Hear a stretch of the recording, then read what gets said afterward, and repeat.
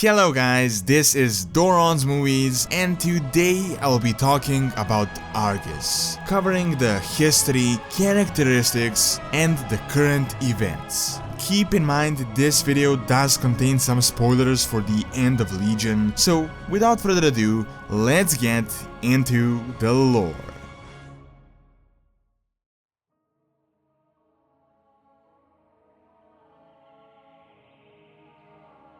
Not too much is known about Argus pre-corruption, but there are bits and pieces that we can connect together. We know that Argus was a prosperous planet and that just like Azeroth, it contains a world soul of a titan. Long ago, the lands were filled with a mineral called Arginite, therefore the name Argus. The planet was also very diverse, containing deserts, forests, plains, frozen tundras, and all sorts of other environments. The most impressive aspect of the world was a creation of the mortals, the city of Mak-Ari, the most sacred of all of the cities of the Eredar. The Eredar themselves, a native race, were very intelligent and advanced, and they practically controlled the planet of Argus. Initially, the second Doomvirate, consisting of Velen and kil'jaeden, were the leaders of the Eredar. They were benevolent and looked forward to the good of their people, as well as advancing their civilization. However, some among their ranks were more power-hungry than usual. Specifically, there was an order of Eredar mages, known as the Awakeners, led by a sorcerer by the name of Talkiel. Talkiel was adamant on finding more and more power, eventually connecting to the Twisting Nether and Fel magic.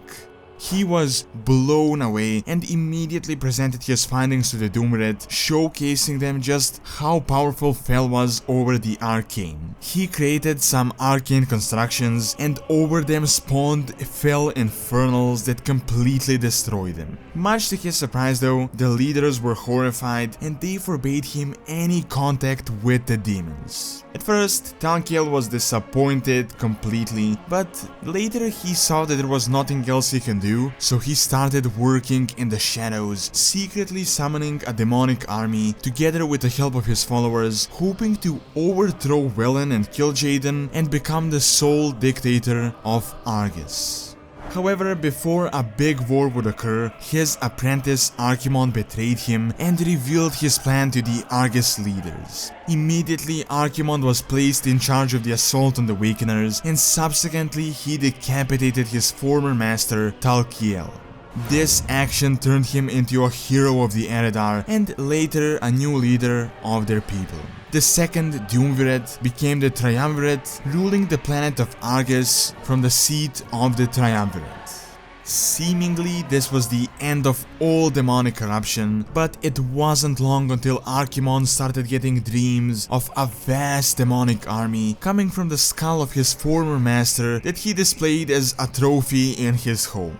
Eventually, the Dark Titan Sargeras visited Argus and offered the Eredar unimaginable power for their loyalty. Due to his dreams, Archimonde was the first one to accept it and roll with it, followed by kil'jaeden. Velen tried to get them to see reason and show them that it is a trap, but it was in vain, so with the help of the Naru, he fled with his followers, renaming the surviving Eredar Draenei. After their departure, the Eredar that remained on the planet turned into the demonic Man'ari and they became servants of the Burning Legion.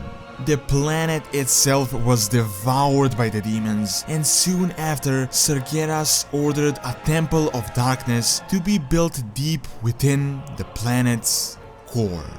At an unknown point in time, the torture of the world soul began that would last for thousands upon thousands of years for multiple purposes. Most importantly, it helped the demonic army regenerate faster within the Twisting Nether, as well as having the potential to awaken and become a serious weapon of the Burning Legion. As the nascent titan was essentially transformed into powerful machinery fueling the demons, the shattered planet of Argus became the main stronghold of the Burning Legion.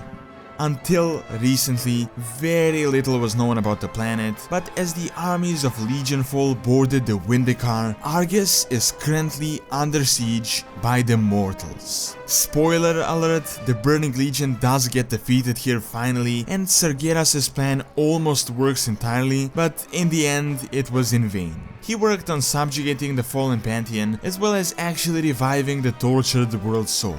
In the end, all of them got defeated, and Sargeras is jailed on Argus. Currently, the details are unknown, but we are aware of the gist of the story. Overall, Argus is a very interesting planet, and what we have seen is but a glimmer of its prosperous past.